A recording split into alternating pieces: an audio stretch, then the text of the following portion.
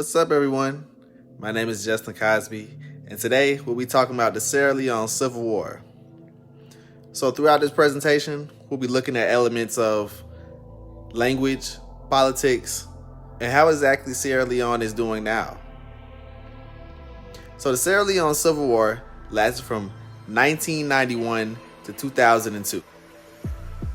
One of the main causes for the Sierra Leone Civil War was the economic crisis and political instability that the country faced in the 1980s to early 1990s. Sierra Leone's economy relied heavily on the export of diamonds, but widespread corruption and mismanagement by the government and foreign companies led to a situation where the benefits of the diamonds trade did not reach the majority of the population. This inequity, along with the government's inability to provide basic services and infrastructure, created widespread frustration and anger among its people. Another factor that contributed to the conflict was the role of external factors. The conflicts of neighboring countries such as Liberia, which was fueled by similar economic and political problems, spilled over. Liberian rebel groups such as the National Patriotic Front of Liberia provided support to various armed groups in Sierra Leone and helped destabilize the entire country. One of the key factors that led to the conflict was the issue of language policy. The official language of Sierra Leone is English, which is spoken by a minority of the population. The majority of Sierra Leone speaks several African languages. The government's policy of promoting English over these other languages was seen as some form of cultural oppression and created tension between different ethnic groups and linguistic groups. Language is often used as a marker of identity and can be a source of pride and belonging for the speaker. During the conflict of the Sierra Leone Civil War, some armed groups mobilized around ethnic and linguistic identities, using language as a way to distinguish themselves and to justify their actions. Language also played a role in how different groups communicated with each other. The RUF used a form of Creole known as War Creole, which was used amongst the different groups.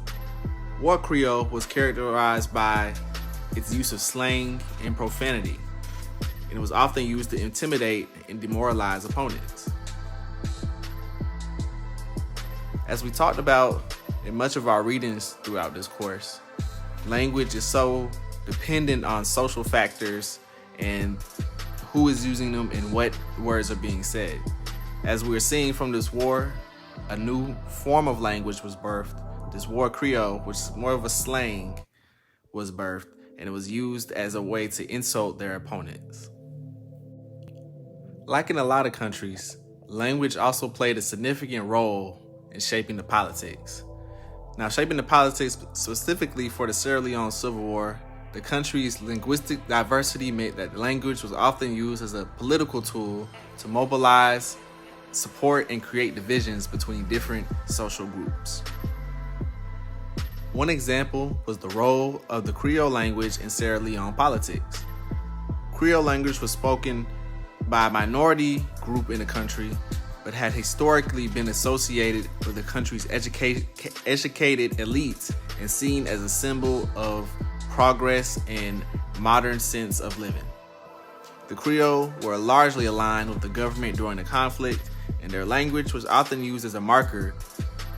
The RUF, on the other hand, used language to appeal to the disenfranchised groups who felt marginalized by the government. The RUF used Teme and Mede, which were the languages of these disenfranchised people, to mobilize this support and to frame their struggle as the fight against an unjust political system. They used this language to persuade these individuals to be on their side. Language also played a role in how different groups were able to access political power. The dominance of English in Sierra Leone politics meant that those who were proficient in English had greater access to political power and were able to participate more fully in the political process. This linguistic barrier meant that many Sierra Leoneans, particularly those in rural areas who spoke indigenous languages, were effectively excluded from political participation. Does this sound familiar? This is very similar in other countries, right? Even when we think to America, those that speak solely Spanish are left out of most political opportunities and participation. The Sierra Leone Civil War officially ended in January 2002 with the signing of the Limon Peace Accord.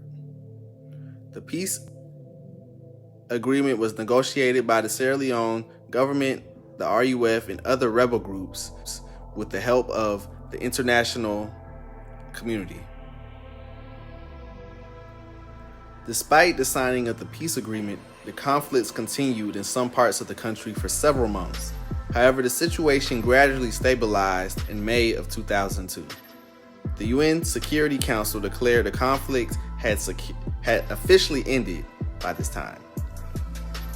While the peace agreement was successful in ending the violence, it did not address the underlying social and economic factors that had contributed to the conflict. English remains the language of the government and administration, and proficiency in English is a key factor in political participation and success. However, there have been many efforts to promote the use of indigenous languages in the government and education, particularly at the community level. In recent years, there have also been efforts to promote national unity through language. For example, the government has introduced programs aimed at promoting the use of Creole, a Creole language spoken by a significant minority of Sierra Leoneans, as a means of promoting national identity and unity. In terms of politics, Sierra Leone is a democracy with regular elections and political parties that are generally aligned with the ethnic and regional lines. The country has made significant progress in terms of political stability and economic development since the end of the Civil War. But there are still significant challenges in terms of poverty, inequity, and corruption that remain rampant throughout the country. Overall, language and politics continue to be closely intertwined in Sierra Leone. There is growing recognition in the importance of linguistic diversity and the role in shaping the country's political landscape. It is hard to say if there was a right and wrong side when it comes to this Civil War. The actions of the RUF rebels may seem completely justified in some eyes. They were citizens that wanted great change, but a government was unwilling to give them that change. However, sometimes radical movements like this is what is needed to spark government change. Who's to say if this Civil War never happened, would Sierra Leone still be in the same predicament? Hopefully you were able to learn something about Sierra Leone today. It's a beautiful country with a lot of history. Much like other countries, language and politics are so intertwined. Thank you for tuning in.